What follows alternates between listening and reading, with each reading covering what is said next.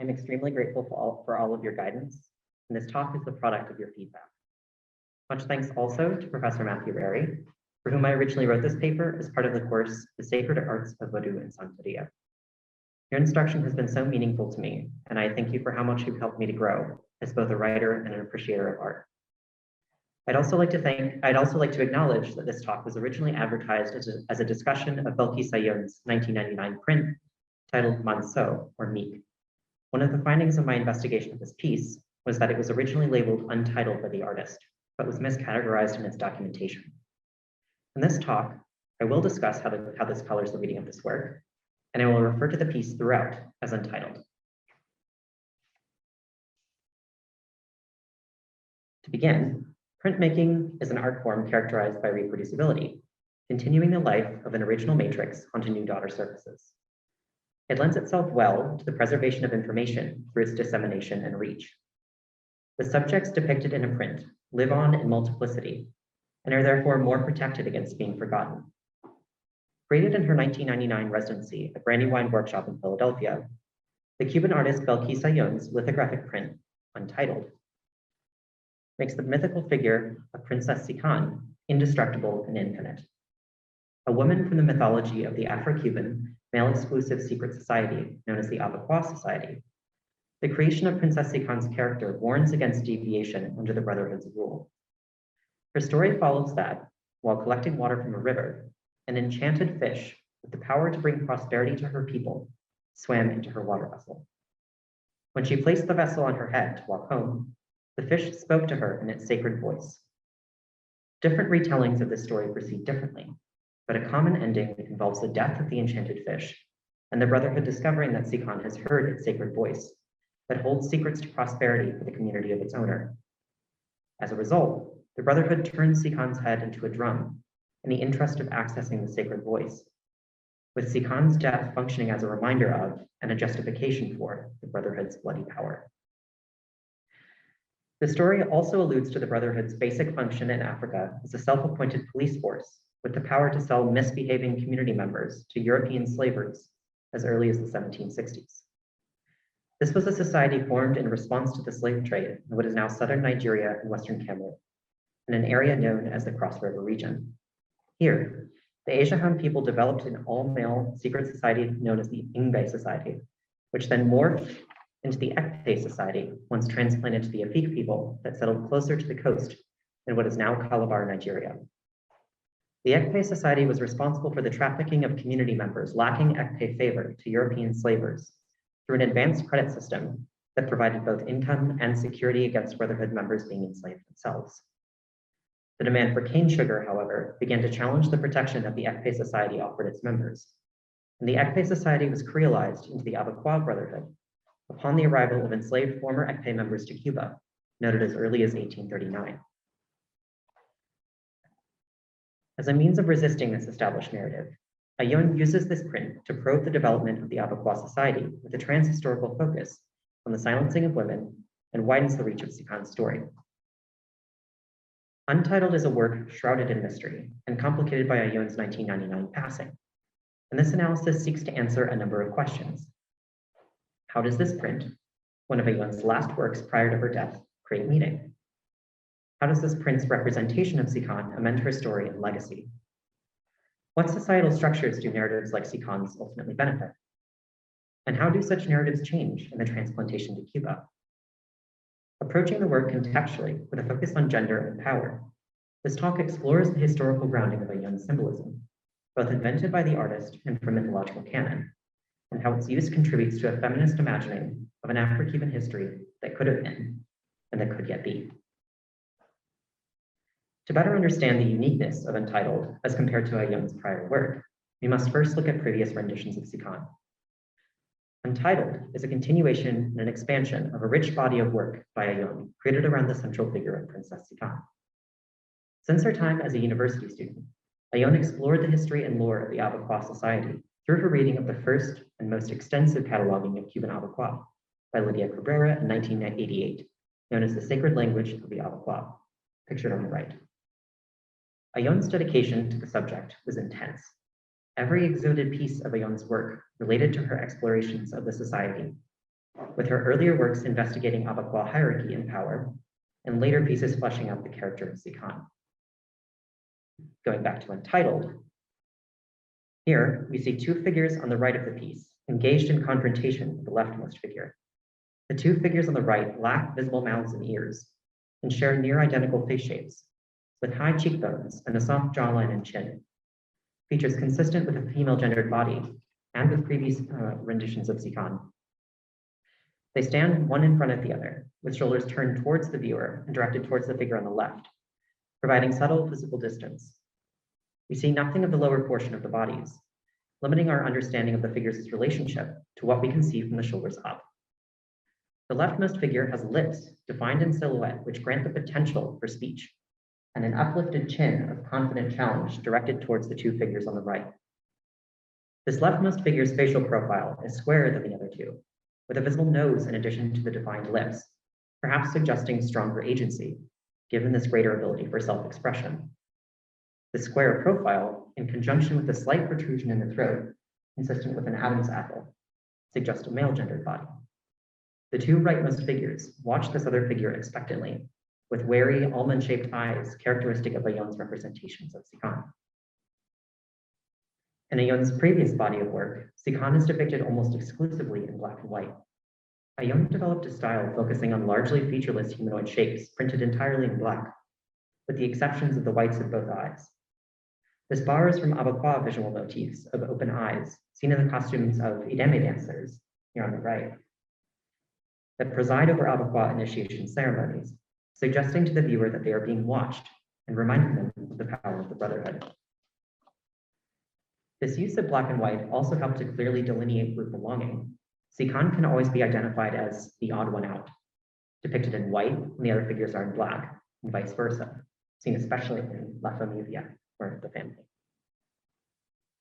In Untitled, Ayón breaks from black and white, giving us richer, more nuanced information about the identity of each of the figures. In addition, we see a break from her standard depiction of eyes, with one Sikán and a male figure on the left showing both dramatic black corneas and brighter pupils, giving them unnatural and powerful gazes. For the first time in Ayón's representations of Sikán's history, her relationship toward male figures is one of challenge and direct confrontation. The rightmost Sikán does not dip her chin downwards like the Sikán in the center, but meets the eyes of the male figure squarely and returns the powerful gaze with matching bright pupils. She wears a garment with checkered pattern trim, which references Southern Nigerian Asiaham iconography, in which leopard pelts are signified with a checkered pattern, standing as a symbol of power. Pictured here is an Ekpe masquerader staying in front of a tapestry with a checkered pattern representing the leopard skin here. As noted before, the Ekpe society had its origins in the Asiaham people's male-only Mbe society, but the Asiaham are also cited as the developers of the female-only, which is the Nim society.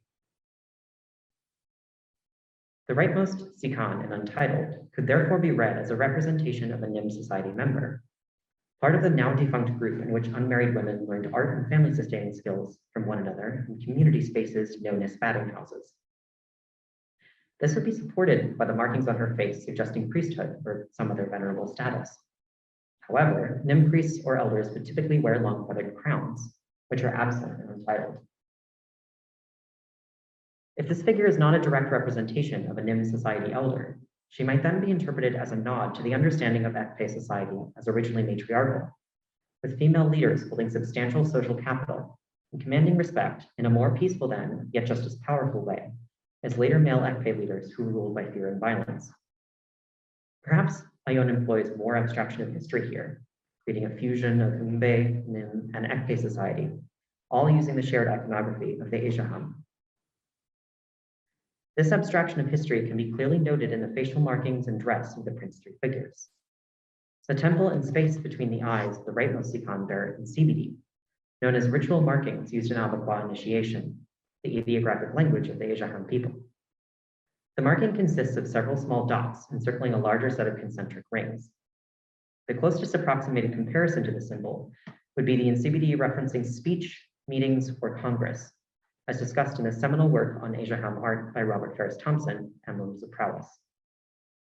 Bearing in mind that this documentation and analysis of Asia Ham iconography was published in 1983, and that Ayón originally learned about Abakuá mythology through secondary literature, Ayón could have plausibly gathered information about its CBD meetings through Thompson's Emblems of Prowess. However, given that Belkis Ayón often invents historical moments in Abakuá history in her work, it would stand to reason that she also employs artistic liberty in modifying existing CBD signs and the face markings of the figures in this piece.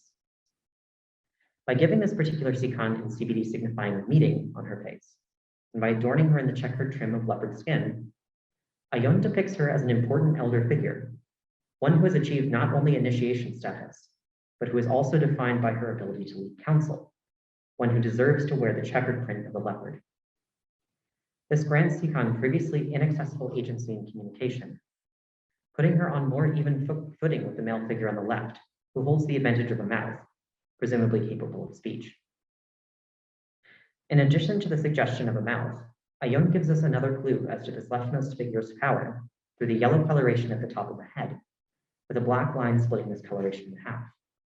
Although we cannot see the other side of this figure's head, the black line surrounding the top of the figure's head implies another splitting of this coloration, making for quadrants of yellow, with the split sitting directly at the center of the crown of the head. Although not directly, this resembles the CBD used in Abakuá initiation, in which the top of the head is marked with a design of a cross. Again, Ayón abstractly references key visual elements of Afro-Cuban history and culture. Quietly, we are handed another piece of the puzzle. An elder Sikán wearing the skin of the leopard faces off against an Abakuá initiate. But what of the Sikán in the center? Dressed in a working Afro-Cuban woman's garb. Her hair is hidden, protected from dirt by a kerchief tied under the chin, referencing the essential hair covering for the enslaved woman forced into strenuous outdoor labor. The style of hair protection was not present in the Ekpe society, nor was it in pre-slave trade matriarchal Nim society. These two Sikáns come from different lives, at different points in time and place in West African or Cuban history. Within this history, creolization was important and critical for the morphing of West African Ekpe to Cuban Abakuá. This incorporative process of transformation was also critical in the building of cabildo societies of enslaved African people in Cuba. These cabildos functioned as centers of community life, offering financial assistance, camaraderie, and shared celebration. The fusion of Spanish Catholic and West African presences in a new Cuban context was an essential point in the building of these societies in Cuba, developing systems and aesthetics of royalty that were in dialogue with Spanish rule as well as with Congo kingship. Similarly, with the establishment of the Abakuá society, a need for protection and stability in enslaved Cuba was addressed with systems of social hierarchy that benefit their participants while rejecting non-participants, building on pre-existing familiar structures. The structure of Ekpe power was employed by Afro-Cubans in response to the loss of agency and personhood that enslavement brought in this new unfamiliar terrain of Cuba. In the face of Ayón's blending of different histories, the signature on the print, Belkis Ayón Manso, contributes to an additional reading of the piece. Manso is the maiden name of Belkis Ayón's mother, and its inclusion may function as a way of honoring the artist's mother and emphasizing her relevance to the artist's work. Ayón had, at this point, garnered considerable international attention, meaning that her work would travel outside of Cuba, outside of a culture with naming conventions following a first name, patriarchal surname, and matriarchal surname format. Ayón has an inconsistent record of signing her name as either Belkis Ayón or Belkis Ayón Manso, depending on, presumably, an understanding of her future audience or other factors. Because of this inconsistency and self-identification, the use of Manso here constitutes an artistic choice, with the effect drawn to the significance of the word Manso. From both Spanish and Portuguese, Manso translates directly to meek, and is identified as a name given to Portuguese peasants working in the fields of their overlords in medieval times, which harkens back to an original function of the Ekpe society as a supplier of people to European slavers. The inclusion of her mother's surname also casts the relationship between the figures in a new light, especially the relationship between the Sikáns. The Sikán at the center wears a kerchief referencing the dress of an enslaved woman, and looks indirectly at the intruding male figure, with chin tilted slightly down. This stance demonstrates that the scene understands the expectations of an enslaved woman's behavior towards men, as she must remain meek. At the same time, we have the Sikán at the right defiantly meeting the male figure's gaze, standing protectively in front of her compatriot with her chin level with the chin of the male figure. The inclusion of color also enriches the blending of history in this piece. The figures in this print all differ in skin color, referencing various racialized bodies that play a role in Afro-Cuban history. In relating these two different Sikáns with one another, one meek, one brave, Ayón blends different levels of history and race with one another here, hinting at a place aware of and yet removed from historical canon. Or perhaps Ayón is showing a place internal to Sikán, a mental space in which Sikáns of varying life experiences may convene and band together against male expectations and persecution. No matter the place represented, Ayón has elevated Sikán from a mythological object, created it to enhance the Abakuá society's narrative, to an independent subject with power of her own. It is clear that Ayón is deeply tied to the character of Sikán, and this connection reinforces her process of printing. She has said, "The image of Sikán takes precedence in all of my work because she, like me, lived and lives through me in resistance, searching insistently for a way out."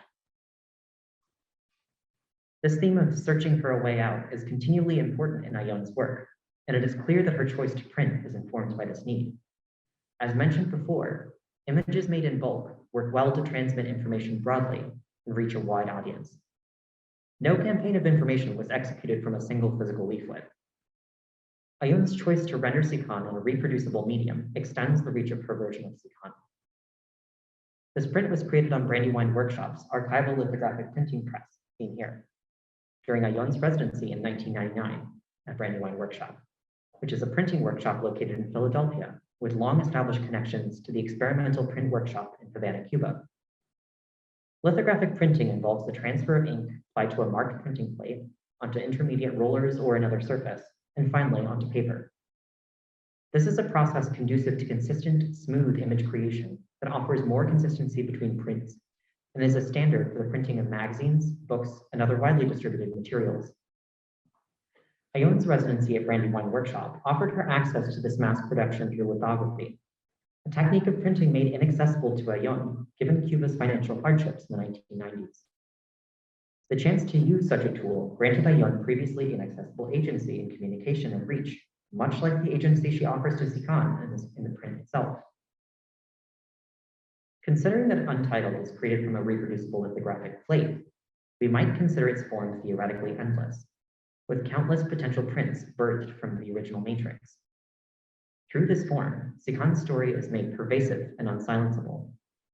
These two Sikán manifestations in each print mean that she is never alone. She has her compatriot to defend and support her. The reproducibility of printmaking allows Ayón to resurrect Sikán repeatedly, with the scene of female camaraderie made multiple and all the less destructible. The only limit to Sikán's legacy is Ayón's own livelihood, her ability to continue to make these prints, and the survival of the print matrix. This then invites the question of whether Sikán has lost the regenerative immortality originally granted to her by Ayón, now that Ayón is no longer living. The remaining finished prints of Sikán that we have left limit the number of forms that Sikán inhabits. Ayón's contract with her muse ended at her death. We will never see a new print vessel for Sikán be created by Ayón. Theoretically, if the original print plate has been preserved, it could be loaded with ink and new prints created. But these would be inauthentic, created without Ayón's meticulous hand in individual printing process. By creating these vessels for Sikán, Ayón has both resurrected and freed her from her narrative enslavement and death at the hands of the Abakuá initiates, and thereby freed herself from patriarchy and forced silence about pervasive misogyny.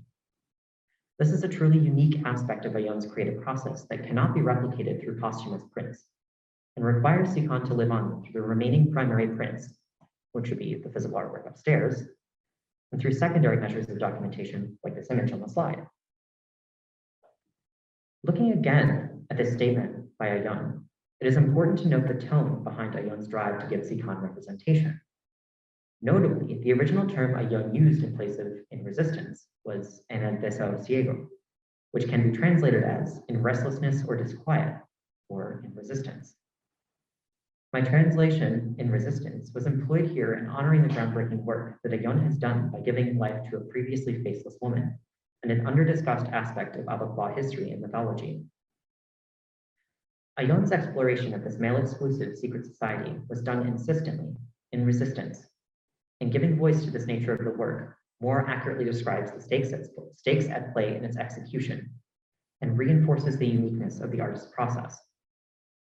In resistance, Ayón probes the development of the Abakuá society with a transhistorical lens, evidenced by the multiple Sikans referencing various points in time. Ayón uses these female figures depicted in collaboration, in sisterhood, to ask why, in the process of creolizing and revitalizing Akpe society, were misogynistic and male-exclusive aspects retained in Abakuá structure? If various cultural inputs that Afro-Cubans had access to in building a distinctly Afro-Cuban identity were being reworked and reimagined, why keep the oppressive, patriarchal nature of Akpe society, formed in response to the slave trade, especially when the threat of enslavement had already passed? Perhaps patriarchy and misogyny were already too deeply embedded in West African Akpe, too deeply embedded in the new Cuba under Spanish rule, that early Abakuá society was simply reflective of its various inputs. The economic reality of post-slavery Cuba certainly kept Abakuá membership alive, in which Black Cuban men sought stability and social power through employment as dock workers. Through Abakuá participation, a hierarchy was established that allowed members to thrive under a capitalist state. So, what of Cuba as a socialist state? In order to understand the relevance of Abakuá society to Ayón's print Untitled, we must also understand the shifting reasons for participation in the society, which are influenced by the political and economic environment at the time. Following the 1959 revolution, Cuba developed a socialist political system, guided by the political ideas of Karl Marx, Friedrich Engels, and Vladimir Lenin. Classical Marxism does not leave room for religiosity in its theory, which views religion as a remnant of bourgeoisie superstructure. This characterization of religion as antithetical to the equalizing hand of socialism was formed in a specifically Western European context, largely in reaction to the oppressive and hierarchical Catholic Church. As Afro-Cuban religious and spiritual practices or societies like Santeria, Palomonte, and Abakuá all contain Spanish Catholic presences, it does not require much logical leaping to understand why Afro-Cuban religious practices were not embraced by socialist Cuba. Interestingly, though, the Abakuá society, the functioning of which requires hierarchy, was spared the religious suppression of its spiritual peers through its incorporation into Cubanidad, the blanketing term for aspects of culture integral to Cuban identity. This incorporation was arguably made possible through the manufacture and distribution of images of Irame dancers, seen on the left, parading in Abakuá costume, similarly to the original Ekpe masqueraders in the Cross River region of Nigeria. Normalizing images of Irame dancers through printing postcards, photos, and other tourist-friendly merchandising literally reproduces their belonging to an Afro-Cuban identity to both tourists and Cubans alike. Suddenly appropriating this pathway to remembrance, Ayón reproduces this newly powerful Sikán through printmaking, immortalizing her image and tying their two legacies together. Simultaneously, she asks Cuba to enfold Sikán's full history into Afro-Cubanidad, to acknowledge pervasive misogyny, and to envision a Cuba that recalls the oppressiveness of the original Ekpe society, and that allows it to be discussed. Ayón's use of Brandywine's press here both multiplies Sikán's and her own reach through the speed of lithography and provides Sikán the way out that she has been searching for.